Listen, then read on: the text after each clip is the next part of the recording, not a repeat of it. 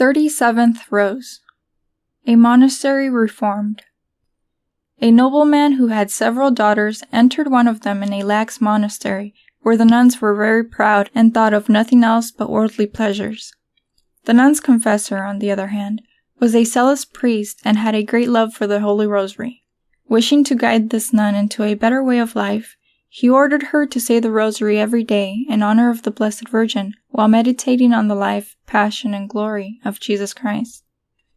She joyously undertook to say the Rosary, and little by little she grew to have a repugnance for the wayward habits of her sisters in religion.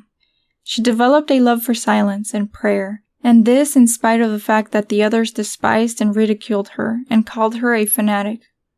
It was at this time that a holy priest, who was making the visitation of the convent, had a strange vision while he was making his meditation. He saw a nun in her room, wrapped in prayer, kneeling in front of a lady of breathless beauty, who was surrounded by angels.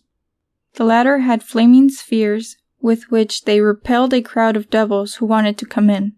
These evil spirits then fled to the other nuns' rooms under the guise of vile animals.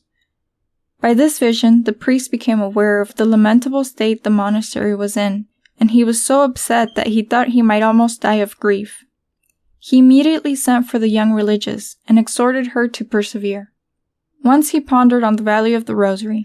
He decided to try to reform the sisters by means of it. He bought a supply of beautiful rosaries and gave one to each nun, imploring them to say the Rosary every day, even going so far as to promise them that, if they would only say it faithfully, he would not try to force them to alter their lives. Wonderful and strange as it may seem, the nuns agreed to this pact and were glad to be given the rosaries and promised to say them.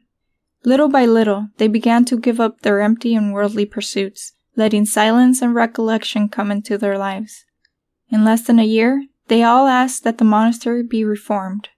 So the Holy Rosary worked more changes in their hearts than the priest could have worked by exhorting and commanding them.